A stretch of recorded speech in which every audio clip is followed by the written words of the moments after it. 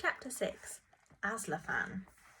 The yellow lorry drove on, day after day, down through the foothills of the Himalayas, across the burning plains of India and Pakistan, across Afghanistan with its stony mountains and wild goats and poplar trees, and through the deserts of Iran, where the sand got into the Yeti's nostrils and between their toes and into their food.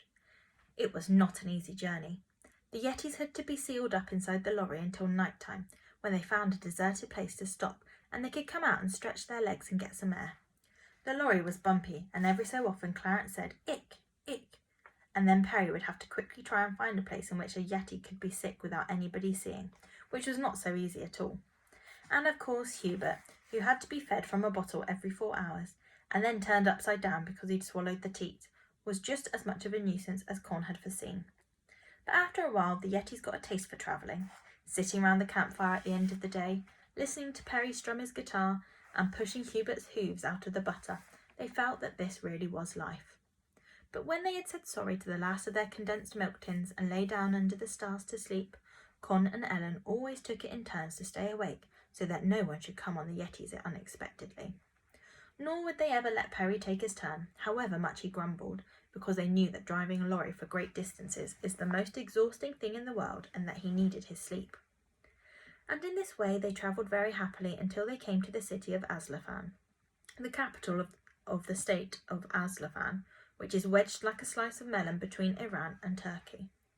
Although the Yetis couldn't see out, they began to feel queer almost as soon as they crossed the border. Grandma said her corns were shooting, and she didn't like the way her liver was carrying on. Lucy kept nervously twisting Queen Victoria and her 9 children in her long blonde fingers. Uncle Otto's face was set and stern. "I don't like this place. It feels funny," said Ambrose the Abominable. Con and Ellen, sitting in the cab in front, liked it even less. They were approaching the city now. There were beggars everywhere. The people had grave faces. Half-starved mongrel dogs dodged in and out of the traffic. It was dusty and hot, and suddenly Ellen drew in her breath because an old man had just crossed the road, leading a poor, mangy, limping bear on a chain, so tight that he looked as though he must choke. "It's a dancing bear," Perry explained, while Con made sure that the peephole to the back was tightly shut. "On the way to the palace, I expect. They jab them and put hot coals in their mouth and make them dance for money. Aslan's the only place left in the world where you're allowed to do that." And he explained to the children that Aslan was ruled by a cruel and greedy sultan, who lived in luxury in his palace with a fleet of cars and aeroplanes and yachts. The Sultan Majul had 500 embroidered shirts and 1,200 pairs of trousers, and 3 fat wives covered from top to toe in diamonds, but his people lived in poverty and squalor. Instead of building schools and hospitals, the Sultan had huge feasts in which everybody gorged themselves till they were sick and began again. Instead of looking after the old and the needy, he organised great hunts in which hundreds of beautiful gazelles and antelopes were cruelly slaughtered. Everybody hated him, but nobody dared to protest because they would just have been put in jail or shot. "All I ever want to do in Aslan," said Perry, "is get through it as quickly as possible." But Perry reckoned without the lorry. Perry's lorry looked all right from the outside, but its inside was more like that of an ailing old lady than a 20-ton truck. Its carburettor got choked up as soon as they breathed on it. Its exhaust pipe hung on by willpower and string, and the engine sounded like an old hen with the croup. And now, just when they wanted to get through Aslan quickly, the wretched lorry began to boil. "Oh, Lord," said Perry, "not the water pump." But it was. "We'll have to spend the night here, I'm afraid, while I get this thing fixed," said Perry worriedly. "I'll find as quiet a place to park as I can, but for goodness sake, don't let the Yetis out. You saw that bear." So he parked in a quiet street not far from the Sultan's palace. Beside it was a little park with a few dusty date palms, a tobacco kiosk and a public lavatory. And at the far side, something else. A zoo. The Yetis had never before had to spend a night in a town, yet alone a town like Aslan. It meant that they couldn't get out and say "sorry, grass" and build a campfire and stretch their legs, but had to stay cooped up in the lorry, which was stiflingly hot because Perry had disabled the refrigerator system to get at the water pump. But the Yetis understood that it was necessary, and they were very good. While Perry went to find a garage and Con went shopping for some fruit, Ellen slipped into the little park to buy some lemonade for the Yetis from the kiosk. When she came back, she was very quiet and pale. "Are you sad?" said Ambrose, and his brown eye got ready in case there was any crying to be done. But Ellen just shook her head and said it was nothing, or perhaps the heat. And then Con returned, and they had a picnic in the back, and they were just getting ready for the bedtime story when the noises began. They were bad noises, howls of misery, roars of loneliness, whimpers of pain. Even by the light of his torch, Con could see that the Yeti's earlids turned pale, and Lucy, who had just taken her 7th banana, put it down untouched. "That was a poor lion who's got no meat to say sorry to," she said as an ear-splitting roar filled the night. "That elephant has got a pain in his trunk," said Uncle Otto worriedly. "And listen to those poor seals coughing their lungs out," said Grandma. Con was amazed. "How do you know which animals are which and what they're saying?" he asked. "You've never seen lions or seals or elephants, have you?" Ambrose turned his wall eyes reproachfully on Con. "But there are brothers," he said. Con sighed. He'd asked for that one. "Look, it's just a zoo. All animals make noises at night in a zoo." But Ellen, usually so quiet and gentle, interrupted him. "No, Con, it's an awful place, this. I saw it when I was getting the lemonade. The cages are filthy and far too small. There are flies everywhere. The monkeys are full of sores, and the antelopes have got foot rot. And there's a ghastly sort of dungeon place where they throw the dancing bears that are too old to work." It was true. The Aslafan Zoo was a disgrace. But it was the Sultan's private zoo, and when people in the city complained, he just laughed. As for the head keeper, a man called Mr. Bullaby, he took the money he was paid for the animals and used it for himself. So the animals were sick and cramped and underfed, and hundreds died every year from loneliness or bad feeding or disease. Con bit his lip, frowning. Cruelty to animals always made him feel completely sick and hollow. But he'd given his word that he'd get the Yetis to Farley Towers, and that meant keeping them cheerful and keeping them safe. So he began to tell them Rumpelstiltskin, making up such funny names for the Queen to guess that Ambrose nearly fell off his bunk laughing, and after they had whispered, "Lead kindly light," because there were still strollers about in the streets who might have thought it odd of a load of cold carcasses that had started singing hymns. The children slipped to the front and curled up in the cab and fell asleep. But the Yetis couldn't sleep. Even when they shut their earlids, they could still feel the noises from that dreadful zoo. And presently Ambrose leaned down from his bunk and said, "Grandma." "What is it?" said Grandma, opening her earlids. "I was thinking. Ellen was sad about that zoo, wasn't she?" Grandma nodded, and no wonder. "Con was sad too," said Lucy. "He didn't say anything, but his face was all screwed up and tight." "So we could give them a surprise," said Ambrose. "Con and Ellen, I mean, because they've been so good to us."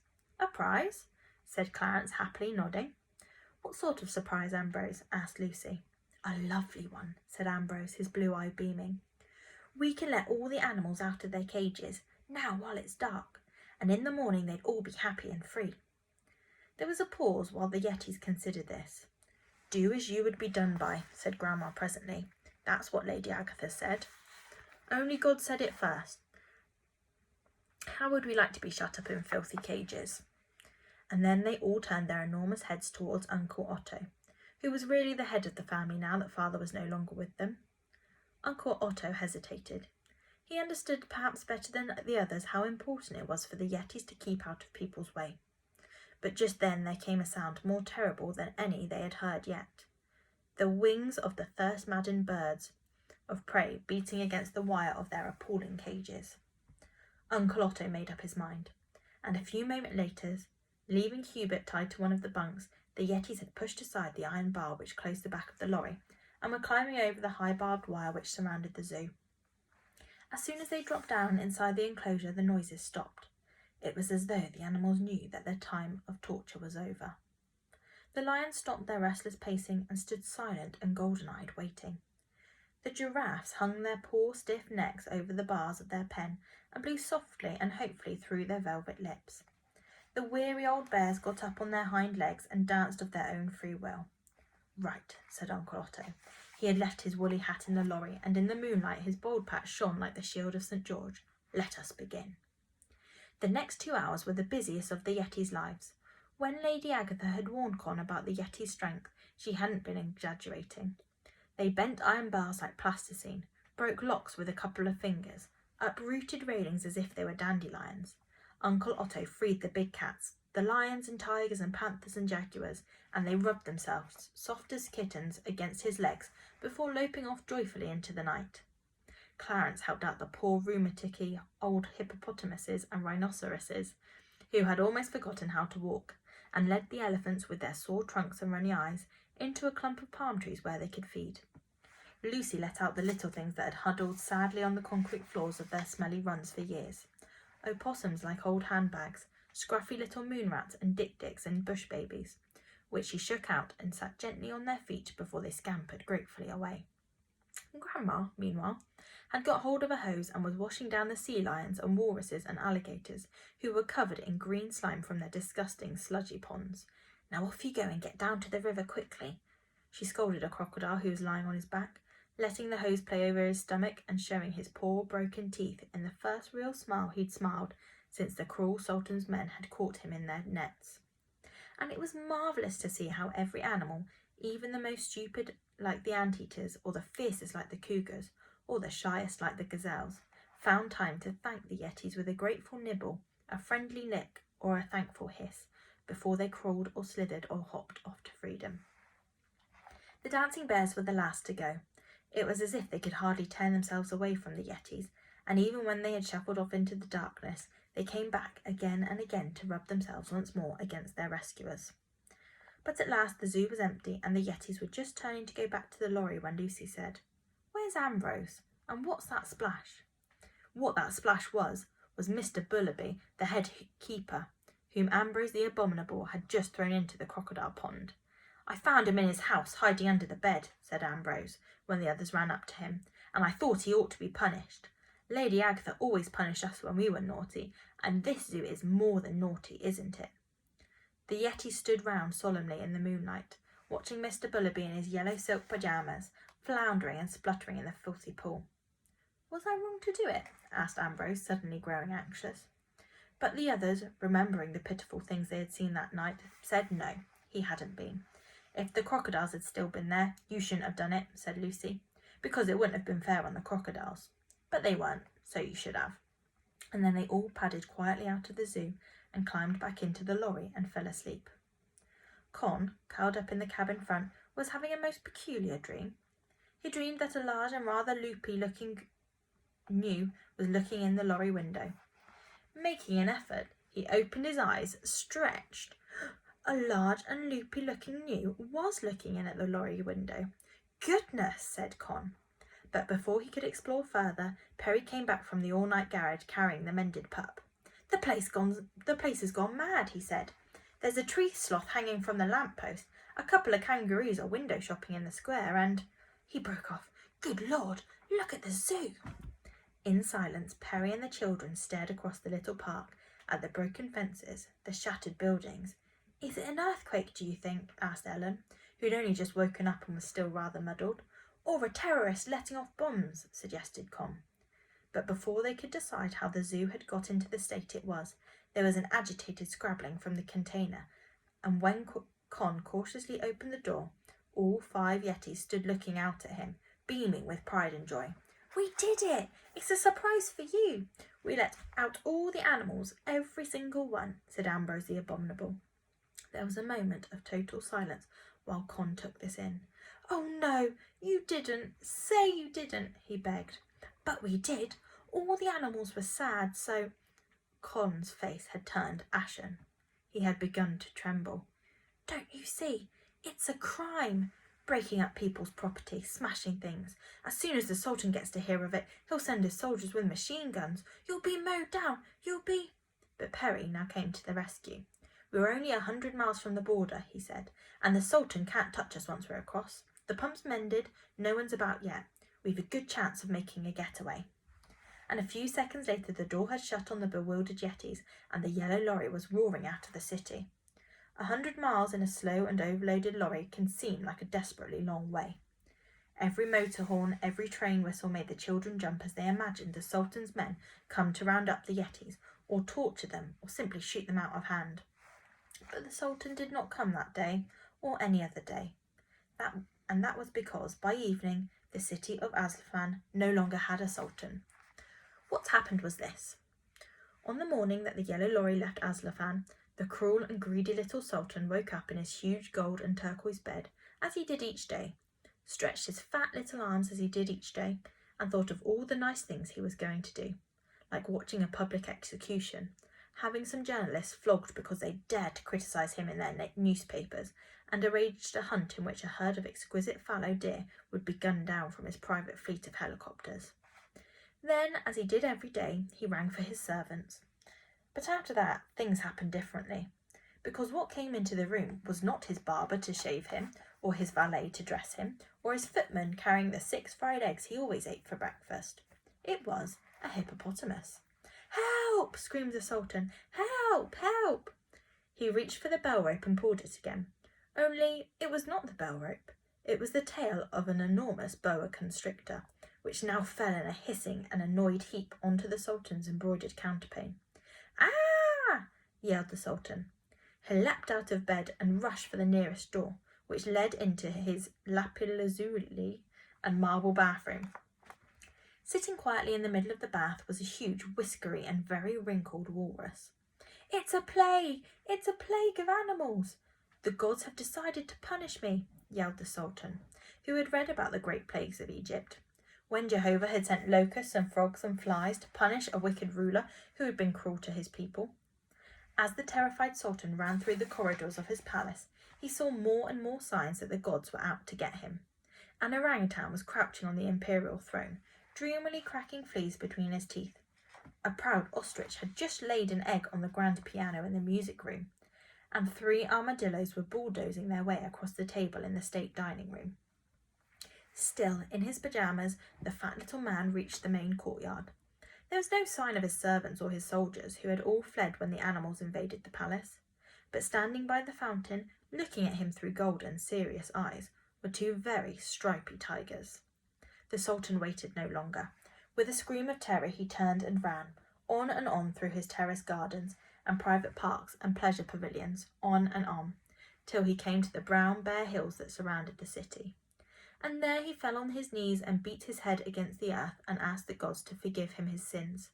And the next day he put on a sacking robe and went to live in a cave, where he spent the rest of his life gabbling prayers and fasting so that he would get to heaven in the end. And so the hated Sultan was seen no more, and in the city of Aslan there was feasting and rejoicing and dancing in the streets. People hugged each other and let off fireworks and threw open the doors of their cafes so that everyone could eat and drink their fill.